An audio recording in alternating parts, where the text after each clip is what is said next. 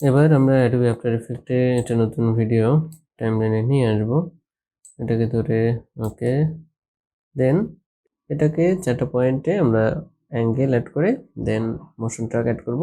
আমরা এখান থেকে স্ক্রিনশট যে ইমেজ যেটা আছে সেটাও নিয়ে আসি। ওকে, ডকুমেন্টস, ওকে, দেন এখান থেকে আমরা দেব ট্র্যাক মোশন পয়েন্ট আসছে। যেহেতু আমরা 4টা অ্যাঙ্গেলে 4টা পয়েন্ট যোগ করব, সেহেতু আমরা এখান থেকে ট্রান্সফর্ম এফেক্ট না করে পার্সপেক্টিভ কর্নার পিন, দেন 4টা অ্যাঙ্গেলে 4টা পয়েন্ট যুক্ত হয়ে গেছে। আমরা এটাকে ধরে বড় করে নেই পজিশন, ওকে, দেন এই পয়েন্টটাকে ধরে এনে এই কর্নারে অ্যাড করে দিব। ওকে, দেন এই পয়েন্টটাকে ধরে বড় করব,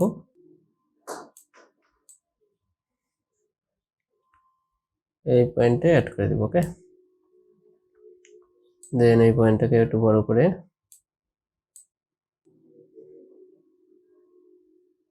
এই পয়েন্টে অ্যাড করে দিব। ওকে,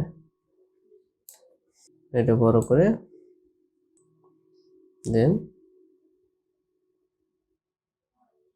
এই পয়েন্ট অ্যাড করব। ওকে, এখন এই পয়েন্টটাকে একটু সরাই দিতে পারি আই থিঙ্ক। ওকে, তাহলে আমার মনে হয় 4টা পয়েন্টই খুব সুন্দরভাবে বসে গেছে। এখন এটাকে আমরা অ্যাডজাস্ট করে নিতে পারি, দেন এখান থেকে আমরা এটাকে অপটিমাইজ করব।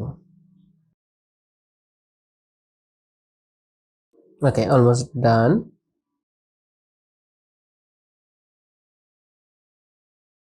আমরা এখন আমাদের যে স্ক্রিনটা আছে ইমেজ স্ক্রিন সেটাকে এটার উপরে নিয়ে আসবো। ওকে, এটাকে ধরে ফিট করে দেব,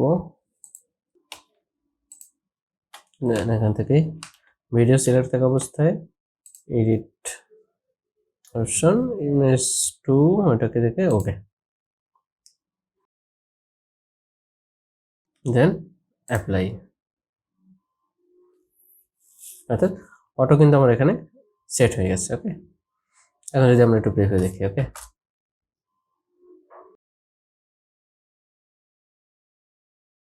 ফোনের সাথে অটো অ্যাড হয়ে গেছে। এখন এখানে যদি গ্রিন স্ক্রিন সাইড থেকে দেখা যেত তাহলে এখান থেকে এই যে হোয়াটসঅ্যাপের এটার স্কেলটাকে বাড়িয়ে দিলেই হয়ে যায়। তো এভাবেই চাইলে আমরা সহজে 4টা কর্নার পয়েন্টে মোশন ট্র্যাকিং অ্যাড করে দেন সেট আপ করতে পারি। ওকে, ওটাকে মিনিমাইজ করে দিচ্ছি।